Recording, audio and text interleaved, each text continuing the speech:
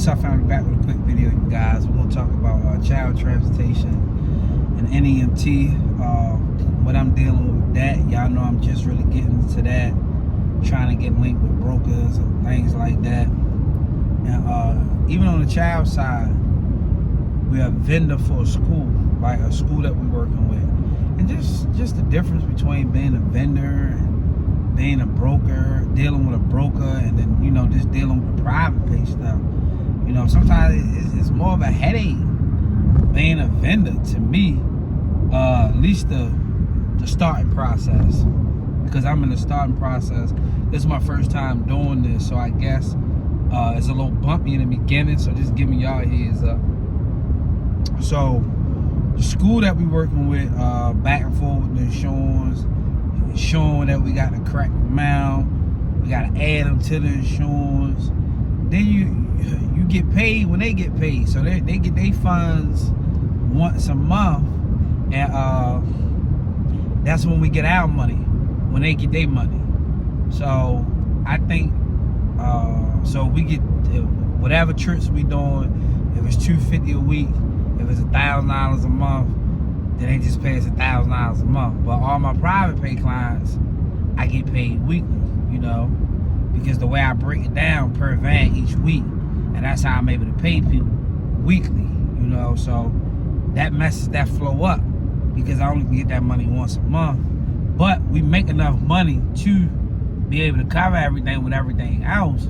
But I would hate to have all monthly payouts, you know, when I'm paying my people, all us get, you know, even myself, when I pay myself for the company, we get paid each week. We get paid every Friday. So that's one big thing with that. And then another thing, you're not gonna make the swing is the insurance. You gotta have all these insurance. You gotta have this insurance stuff straight. You gotta have this insurance stuff straight in the right way when you try to be a vendor, when you getting on dealing with these schools and you're a vendor, you know, and they hiring you and stuff like that, you know. And they had a nerve to ask us if we could pick up the kids at 4 because they was on a field trip. You know, they'll start asking you stuff like that. But nah, all our vehicles gone. We ain't got nothing to do outside of when school lets out, if that makes sense. So when the bell ring over at this particular school, they get out 3 and 3:15. We done. We're not coming back no 4 o'clock picking no kids up. We're not doing none of that. But I do think it's going to bring us some business as far as trips. Like if they're going on trips, they'll probably ask us to do some stuff with that, and then we'll charge them accordingly. But we already on their vendor list, so everything be everything. We just give them a price, but then we probably had to wait a month to get our money, and it'll work itself out like that. Same thing with the NEMT.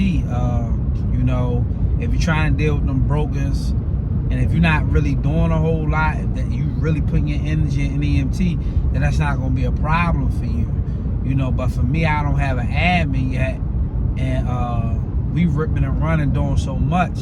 For me, it's a lot to complete them applications. So you need to find somebody that you can pay whatever they ask you to pay them, and just go in and pay them to get that stuff out the way. You gotta have your good insurance broker, because you better off just allowing your insurance broker, you know, to even talk to the people that you're dealing with as far as the brokers, or just straight sending your insurance company everything that the broker is sending you. And we're not talking about just Medicaid brokers. We talking about all types of brokers, just NEMT brokers in general, you know. So off the top, you're gonna need general liability, you're gonna need your auto policy, you're gonna need molestation inside of your general liability insurance. And you know, some require professionalism insurance. It's good to just have your professionalism insurance inside your general liability policy also. But I heard somebody told me one time that they didn't have professionalism insurance inside of their general liability policy. So, you know, you got to make sure you got the right numbers too. You might need $2 million, or like if you're dealing with the broker or a broker, or like with the school, they wanted more than what we had on some things, so we had to up it up. So, you know, they require you to have all this insurance. They require you for them to be on your policy, add it, whatever they ask. And I don't really deal with it.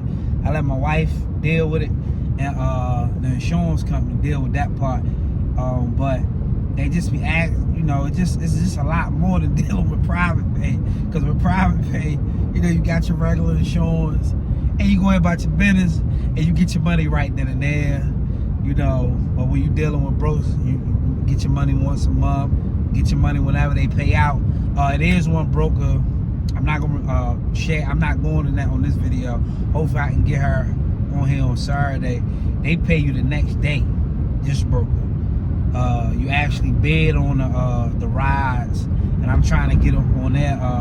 I'm trying to get on their list, get inside of their portal. You can bid on the trips, and you get paid the next day. So I do know that one pay you the next day. You can get paid for 24 hours on the next day. But yeah, so you got to think about that stuff, man. Once you want to, you know, you want to be a vendor and you want to get on brokers, work with brokers and stuff. You know, you better have your stuff in order. And some brokers require you to have different year cars and things like that. So, you know, that's kind of a difference.